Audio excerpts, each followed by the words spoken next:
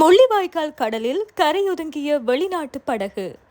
முள்ளிவாய்க்கால் மேற்கு கடற்கரையில் 103 வெளிநாட்டு பயணிகள் அடங்கிய படகொன்று கரையொதுங்கியுள்ளது.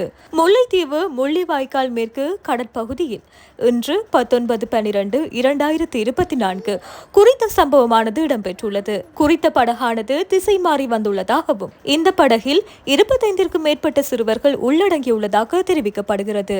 இந்நிலையில் அவர்களை மீட்டு கடற்கரைக்கு கொண்டு வரும் நடவடிக்கையில் முல்லைத்தீவு கடற்றொழிலாளர்கள் சங்கத்தினர், கடற்படையினர், இராணுவத்தினர் மற்றும் போலீசார் ஈடுபட்டு வருகின்றனர். குறித்த கப்பலில் பெண்கள், சிறுவர்கள், வயோதிபர்கள் உள்ளடங்கியிருப்பதாகவும் குறித்த கப்பலில் இருப்பவர்களுக்கு உணவுகள் முல்லைத்தீவு மீனவர் சங்கத்தினர் வழங்கியிருப்பதாகவும் அதில் சிலர் மயக்கமான நிலையில் சுகவீனமுற்று இருப்பதாகவும் தெரிவிக்கப்படுகிறது. இப்படகானது மியான்மர் நாட்டு படகெனவும் இவர்களை திருகோணமலையில் இருந்து கடற்படை படகு ஒன்று வருகை தந்து